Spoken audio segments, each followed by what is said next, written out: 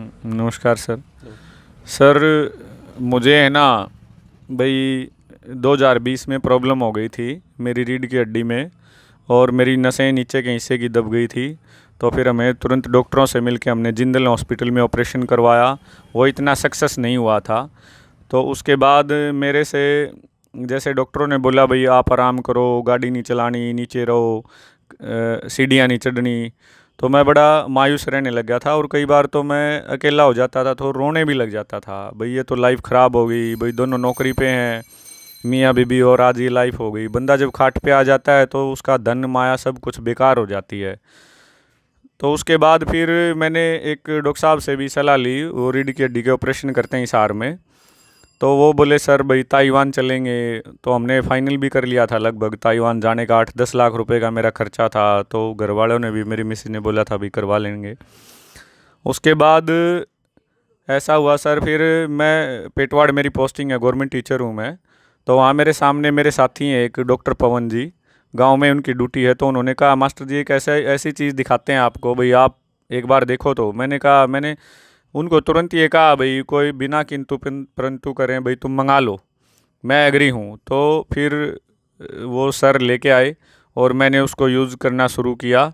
और मुझे first day तो नहीं, सेकंड डे फिर मुझसे उसे रिलीफ मिलना शुरू हुआ। तो मुझे बहुत अच्छा लगा सर वो।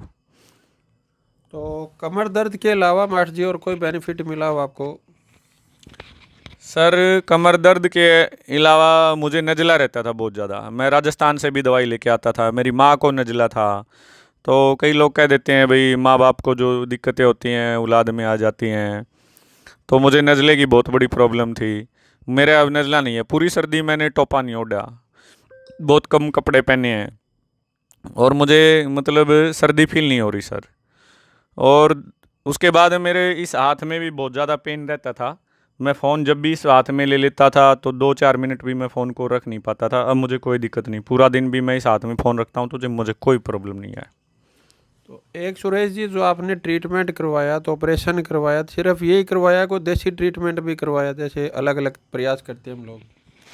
सर उसके बाद भी मेरे से रहा नहीं गया। मैं पीछे जून की छुट्टियों में स्वामी रामदेव के वहाँ भी मैंने पंचकर्मा करवाया, मुझे फिर भी कोई रिलीफ नहीं मिला। फिर छुट्टियों में एक बार मैं सिरसा, जो ये दंदन सतगुरु का हॉस्पिटल है, वहाँ भी पंचकर्मा करते हैं, 16-17 दिन वहाँ भी रहा। मैंने 40-40, 50-50 हज़ार रुपये वहाँ भी खर्च किया, मुझे कोई आराम नहीं मिला। लेकिन जो चीज़ मैं आज यूज़ कर रहा हूँ, डॉक्टर साहब ने मेरे को दी, सलाह दी, उससे मैं आज बिल्कुल ओके, फिट एंड फाइन हूँ सर। तो आप संतुष्ट हुए प्रोडक्ट यूज? मैं बहुत संतुष्ट हूँ जी। मैं तो ये कहता हूँ लोगों को भाई आप इस चीज़ को लो, घर में यूज करो।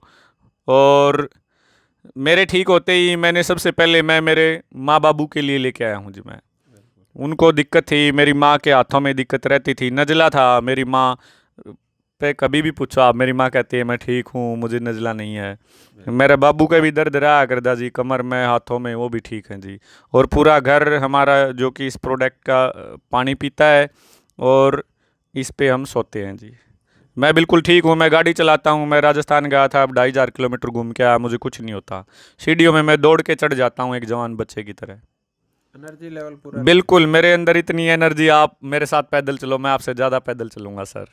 ये मेरे उस चीज़ की ताकत है मेरे अंदर जी सर। चलो सर, परमात्मा जैसी आपके ऊपर रहमत बनाई, सभी के ऊपर बनाए। जी सर। और थैंक यू सर, आपने हमें समय दिया। Okay sir. धन्यवाद थैंक जी। यू। ओके राम राम।